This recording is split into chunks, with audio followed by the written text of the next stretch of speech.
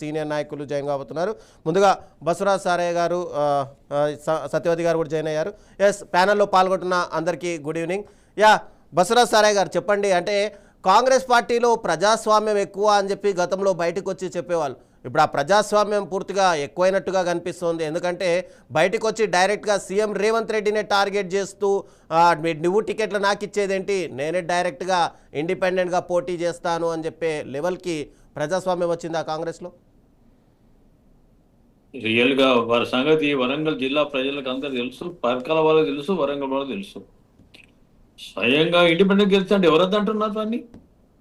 ఎవరు అడ్డుపడుతున్నారా? ప్రజాస్వామ్య పద్ధతికి ఎవరైనా ఎలక్షన్ పోటీ చేస్తూ దేనికైనా వార్డు మెంబర్ నుంచి ప్రెసిడెంట్ ఆఫ్ ఇండియా వరకు కంటెక్ట్ చేసే అర్హత ప్రజాస్వామ్యం హక్కు. అది హక్కును ఎవరు కారదాల్చేయడానికి వీల్లేదు. కానీ నోటికి ఏదైతే మాట్లాడడం మాత్రం ఎవరు సాధించారు. ఇది కాంగ్రెస్ పార్టీ మహాసముద్రం. దేశ స్వాతంత్రం కొరకు పోరాడిన పార్టీది. ఏదో ఆశా తమాషత పార్టీ కాదు. ఎవరు మాట్లాడితే మాట్లాడండి, తప్పేం కాదు. కానీ దానికి అద్దుపద్దు ఉంటుంది. అద్దుపద్దు దాటిపోయింది అంటే రాష్ట్ర కంపల్సరీ కాంగ్రెస్ పార్టీలో ఉన్న క్రమశిక్షణ కమిటీ కానీ, పిసిసి వాళ్ళు కానీ, ముఖ్యమంత్రి లెవెల్ కానీ, అఖిల భారత కాంగ్రెస్ కమిటీ వాళ్ళు కూడా, ఏఐసిసిలో కూడా క్రమశిక్షణ కమిటీ ఉంటుంది. ఇవన్నీ చూసి సరైన రీతిలో సరైన జవాబు చెప్పే పరిస్థితి. వాళ్ళు ఒక పార్టీ ఏ పార్టీ పైన గదెల్లుల్లి.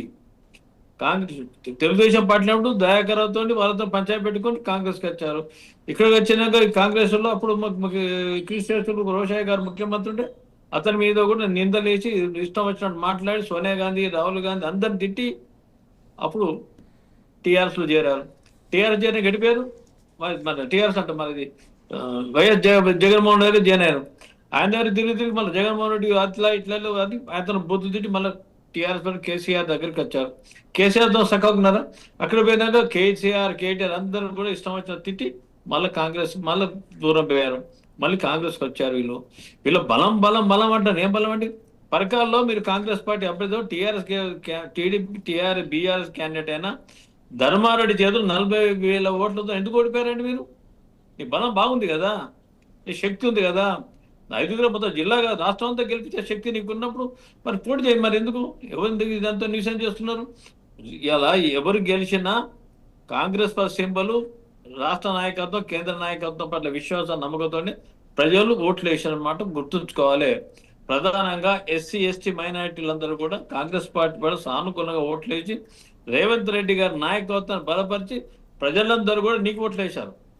నీకోసం మరి పోటీ చేస్తే మరి అచ్చా నీకంత బలం ఉంటే నీ ఎన్నికల్లో ఇప్పుడు 2010 ఎంత వచ్చింది మెజార్టీ నీకు? తర్వాత పార్లమెంట్ ఎలక్షన్ వచ్చినాయి. పార్లమెంట్ ఎలక్షన్ ముందు అసెంబ్లీ ఎలక్షన్ తర్వాత టీఆర్ఎస్ సంబంధించిన అందరూ నీ కాంగ్రెస్ పార్టీ జాయిన్ అయిన తర్వాత నీ మెజార్టీ ఎంత? 9,000 మైనస్. అంటే నీ సత్తా, నీ బలగం ఎంత ఉంది? వరంగల్లో 12 కాన్స్టిట్యూన్స్ ఉన్నాయి. 12 లోయెస్ట్ నువ్వే, మనదే కదా, తూర్పే కదా.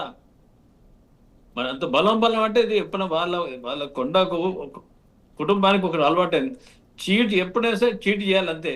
ఒకటే ఆయుధం. నేను బీసీ అంటే కడవ బీసీ కదా, మేమంతా బీసీ కదా. ఈ కాంగ్రెస్ పార్టీలో కులాలు మతాలుగా సెక్యులర్ పార్టీది. ఈ పార్టీలో అందరూ అందరికి హక్కు ఉంది.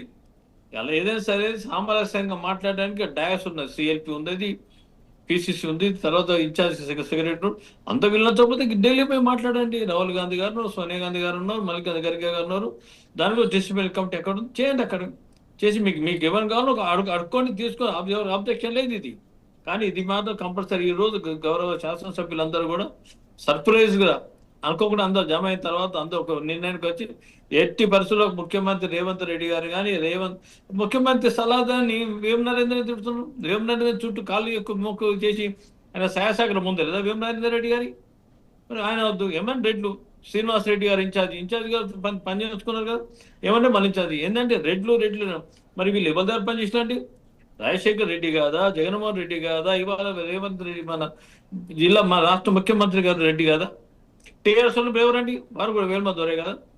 మరి ఏ ఉన్నత వర్గాల దాకా కింద పనిచేసిన వాళ్ళు మేమంతా బీసీ ఏపీసీకి వేసిండు.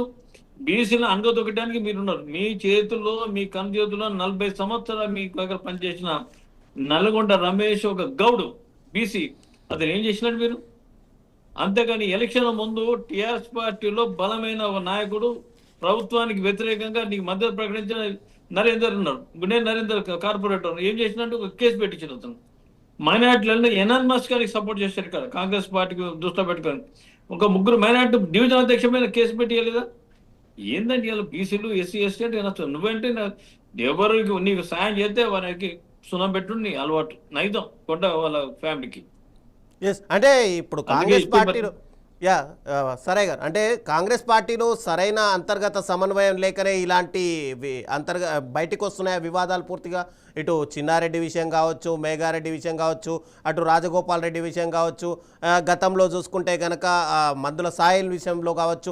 పూర్తిగా చూసుకుంటే కాంగ్రెస్ పార్టీ అధికారంలోకి వచ్చిన తర్వాత పూర్తిగా అసమ్మతే బయట ఉంది, కానీ ప్రజా ఫలాలు మనము ఆశించాము, ప్రజా ఫలాలు వచ్చాయి, వాటిని ఎంజాయ్ చేద్దామన్నట్టుగా కాంగ్రెస్ పార్టీలో ఎక్కడ కనిపించట్లేదే.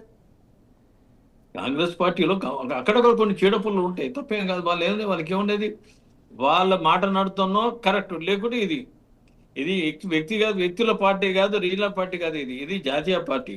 జాతీయ పార్టీలో కొన్ని సందర్భాల్లో ఇలాంటి వారిని ఏ విధంగా క్రమశిక్షణ పనిగా చేయాలో వేరేసి తప్పనిసరి కాంగ్రెస్ పార్టీని మీరు ఏం చేసినా బలం తగ్గదు కదా.